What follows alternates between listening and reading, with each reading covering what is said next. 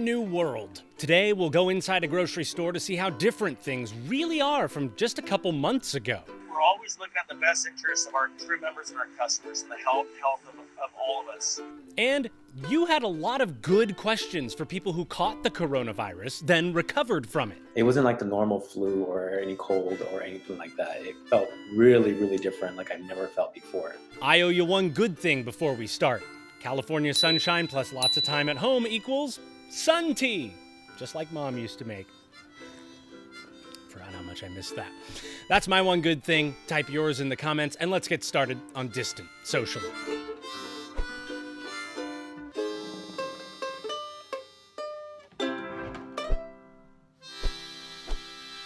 Hey, I'm Brandon. This is Distant Socially. We're all about getting answers to your good questions. And we've noticed a pattern in the texts and comments you keep sending to us.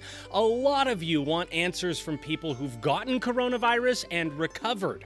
We've got 2 people who've beaten the coronavirus and a whole stack of your questions, so let's go. My name is Todd Kaloin. I'm 42 years old. I live in Seattle, Washington, and I'm a COVID-19 survivor. My name is Manuel Castro. I'm a registered nurse in emergency medicine. I'm 33 years old, and I'm a COVID-19 survivor. Ziana asks, what made you get checked out? I was in constant text communication with my doctor. So I would text her my symptoms, and then she would message back. What made me go get checked out was I had a fever. I felt really out of it, like delirious, and the lack of smell and lack of taste. And I just felt something was really, really wrong. Like I never felt these symptoms before. Finally, I said, I think I'm feeling better, but I have shortness of breath. And she says immediately, come get checked out. I want to give you a test. It wasn't like the normal flu or any cold or anything like that. It felt really, really different, like I've never felt before. Mike wants to know, do you know where you caught it? I think I caught it at a big box store.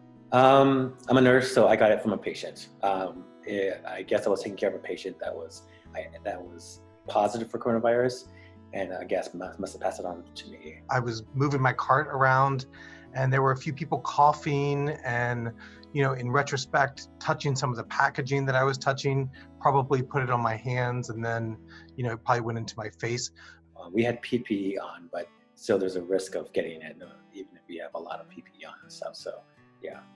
I caught it before people were hypervigilant about the virus, so people sort of had some awareness. And Carolina says, how many days did the worst of it last? The worst part was the first 3 or 4 days.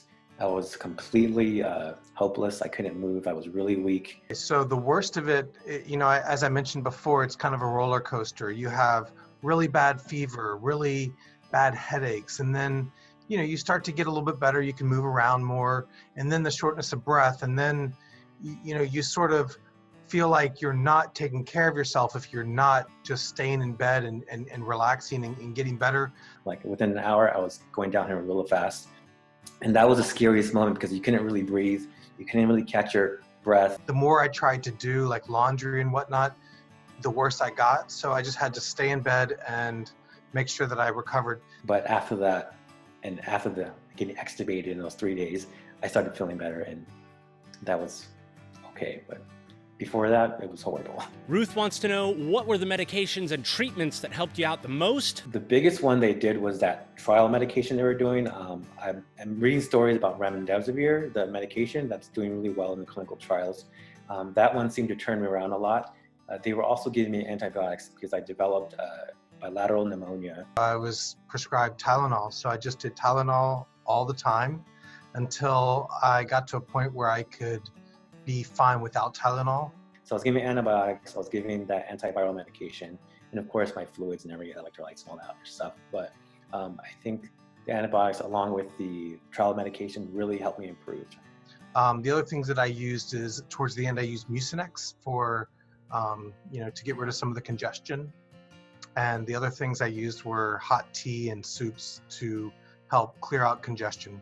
Nicole asked, how did you feel when you realized you were going to make it? When it started to get better, it was just sort of like, a 2-day period of thinking, all right, I'm going to get better. And then I was, luckily I got to break the news to my family more that I think I was going to be okay and they could stop worrying as much. My dad was calling me every day. My mom was contacting me constantly. So when I heard the lady tell me "Hey Manny, you're gonna get tube's gonna come out of you now," and that was the sweetest words I ever heard because I knew that was just gonna be okay. And once they told me that you're improving and my lungs started improving, my X-rays, it was pure joy, and I was ecstatic and happy. And I called up my friends and family and told them I was okay, and it was just this pure happiness. Sue put this one in. Do you feel safer now with the thought that you are likely immune and safe for others to be around? It's still weird. I'm a little traumatized for it. I'm still kind of a germaphobe now, so it's hard to explain.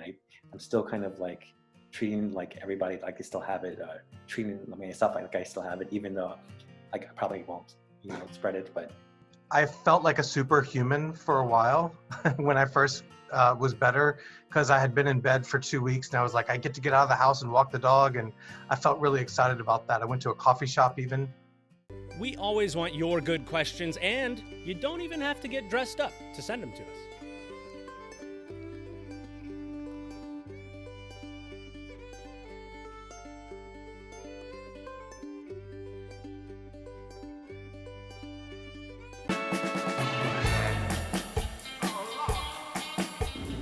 come on.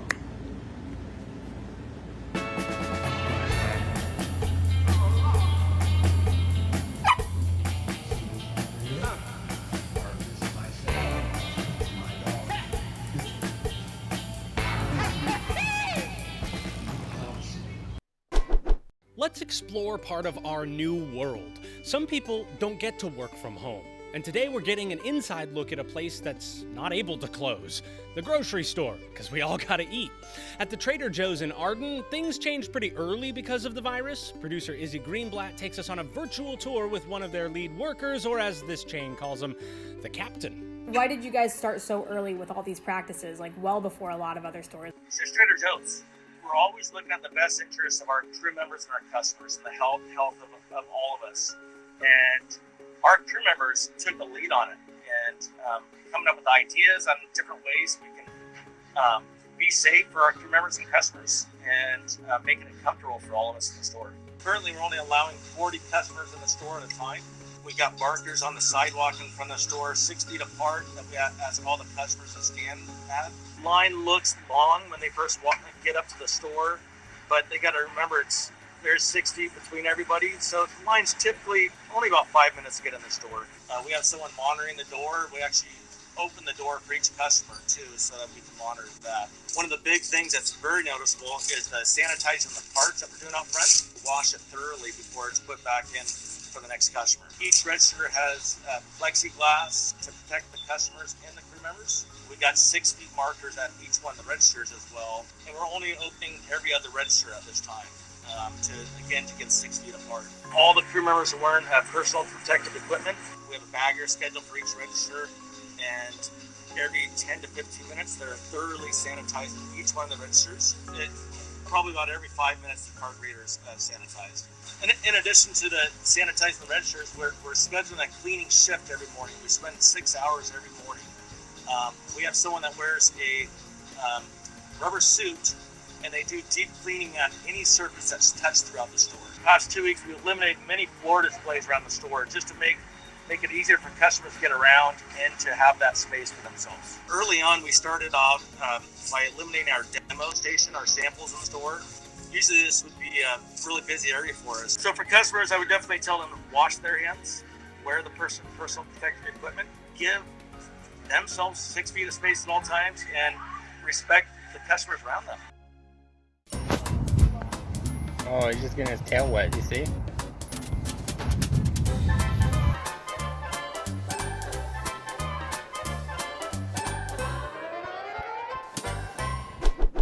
This show works a lot better with you involved, so let us know whatever you're thinking in the comments, and if you do like what we're doing, please take a second to share this video.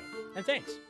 It's okay to go nowhere without things to do, but that's hard for a person like me. How I long to go outside